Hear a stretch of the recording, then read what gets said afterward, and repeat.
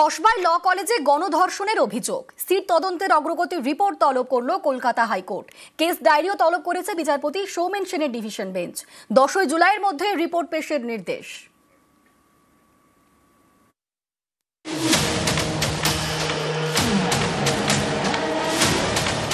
গত বুধবার সাউথ ক্যালকাটা ল কলেজে গণধর্ষণের অভিযোগ, এ নিয়ে জোর তোলপাড় জনস্বার্থ মামলা হয়েছে কলকাতা হাইকোর্টে।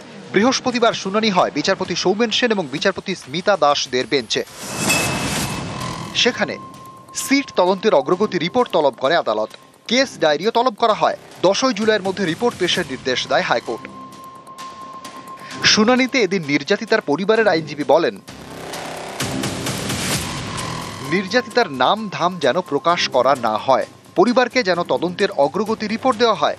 এরপরেই তিনি বলেন, মামলায় যেন নির্যাতিতার পরিবারকে পার্টি করা হয়, শুনানিতে পরিবার যেন বক্তব্য রাখতে পারে। এরপর রাজ্যের আইনজীবী কল্যাণ বন্দ্যোপাধ্যায় বলেন, নির্যাতিতার নাম ধাম বা অন্য কোনো মহিলার ইন্টারভিউ নিয়ে যেন বিভ্রান্তি না ছড়ায়। সমাজ মাধ্যমে বিষয়টি নিয়ন্ত্রণ প্রয়োজন। পুলিশ তদন্তের জন্য সব রকম পদক্ষেপ করেছে। হলফনামা দেখলে আদালত সন্তুষ্ট হবে। এফআইআর হওয়ার 3 ঘন্টার মধ্যে একজন লেডি পুলিশ অফিসার মূল অভিযুক্তকে গ্রেপ্তার করেন। পুলিশের উপর আমার পূর্ণ আস্থা। লালবাজার যে তদন্ত করছে তাতে পূর্ণ আমার আস্থা আছে। সিট যে গঠন করেছে তাদের যা তদন্ত, তাদের তদন্তের প্রতি আমি খুবই আস্থাশীল।